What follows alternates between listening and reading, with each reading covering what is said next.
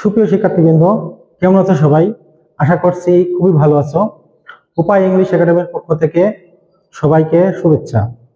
আজকে আমি comparison of adjective থেকে পজিটিভ ডিগ্রি থেকে কিভাবে খুব সহজে সুপারলেটিভ ডিগ্রিতে রূপান্তরিত করা যায় সে বিষয়ে আলোচনা করব, যা ষষ্ঠ থেকে দশম শ্রেণী এমনকি যারা বিভিন্ন প্রতিযোগিতামূলক পরীক্ষায় অংশ নেবে তাদের জন্য ভিডিওটি খুবই উপকারে আসবে।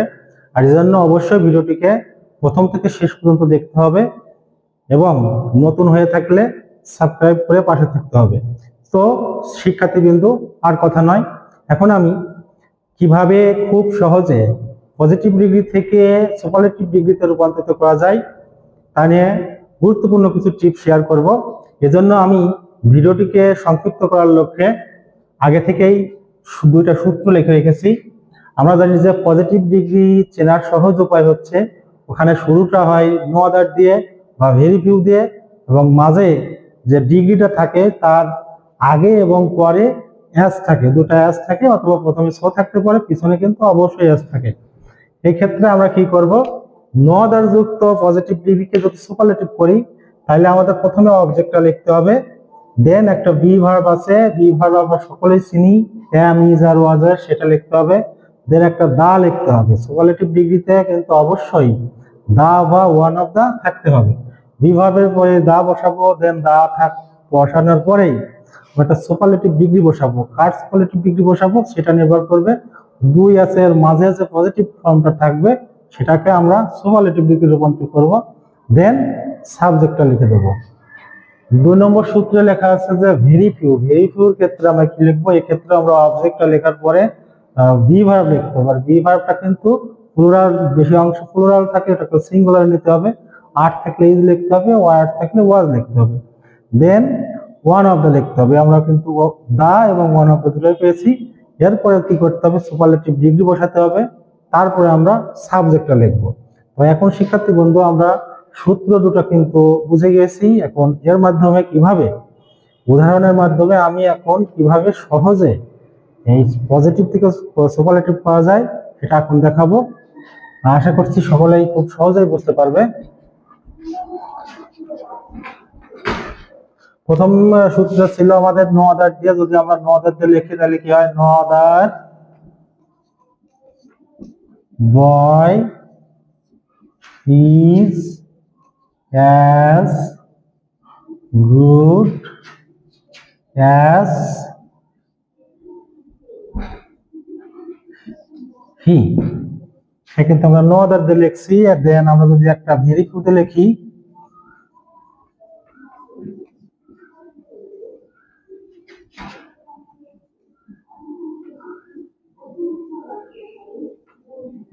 where as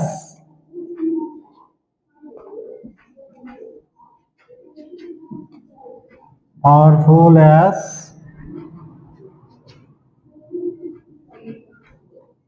আকবর। এই দুইটা উদাহরণের মাধ্যমে আমরা প্রথমটা কিন্তু শুরু হয়েছে নো আদার দিয়ে। এখন এই নো আদার দিয়ে শুরু হওয়া সেন্টেন্সটাকে আমরা কিভাবে সুপারলেটিভ ডিগ্রিতে রূপান্তরিত করব তা কিন্তু আমরা সূত্রর প্রথমটা আমরা যেটা লিখেছিলাম নো আদার, নো আদারের সূত্রে প্রথমে ছিল অবজেক্ট। অবজেক্টটা কিভাবে চিনবো? পিছনে যে একটা থাকবে তার পরেরটাই কিন্তু ওখানে নাউন বা প্রোনাউন থাকে, ওটাকে আমরা অবজেক্টটাকে আমরা সাবজেক্ট বানিয়ে দেব। হি লিখবো, হি লেখার পরে কি ভার্ব লিখতে হবে একটা। এখানে কিন্তু বি ভার্ব আছে আমাদের, কোনটা? হি আছে। দেন এই যে নো আদারটা আছে, এই নো আদারের জন্য একটা দা লিখতে হবে। দা এখন হচ্ছে দা বা ওয়ান অফ দ্য পরেই কিন্তু আমাদের সুপারলেটিভ ডিগ্রিটা লিখতে হয়। এখন সুপারলেটিভ ডিগ্রি কোনটার সুপারলেটিভ ডিগ্রি লিখবো সেটা কিন্তু আমি আগেই বলেছি, দুইটাই আছে। মাঝখানে যে অ্যাডজেক্টিভটা থাকবে গুড, গুডটাকে যদি আমরা সুপারলেটিভ ডিগ্রি করি তাহলে কি হয়?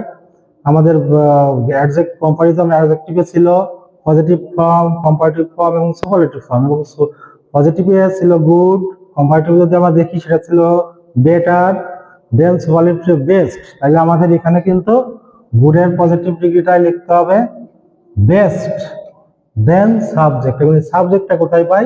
সাবজেক্ট নো আদার পরেরটাই কিন্তু আমাদের সাবজেক্ট হিসেবে যদি ধরি, তাহলে কিন্তু আমাদের নো আদার যুক্ত ডিগ্রিকে সহজেই আমরা সুপারলেটিভে করে দিলাম। এখন ভেরি ভিউ যুক্ত সেন্টেন্সটাকে কিভাবে সুপারলেটিভ করব সেটাও কিন্তু আগে এই অবজেক্টটাকে আমাদের লিখতে হবে আগে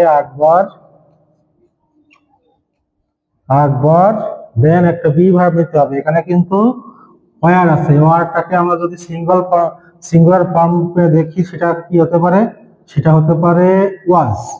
ওয়ার থাকলে ওয়াজ হবে এবং আর থাকলে ইজ হবে। দেন আমরা এই ভেরি ফিউর কাজটা করব। ভেরি ফিউ থাকলে আমরা জানি যে কি হয়, সুপারলেটিভ ডিগ্রিতে ভেরি ফিউ থাকলে ওয়ান অফ দা হবে। দেন এবার আমাদের সুপারলেটিভ ডিগ্রি বসানোর পড়া। এখন এখানে আছে পাওয়ারফুল, এখানে কিন্তু ডাবল সিলেবল আছে পাওয়ারফুল।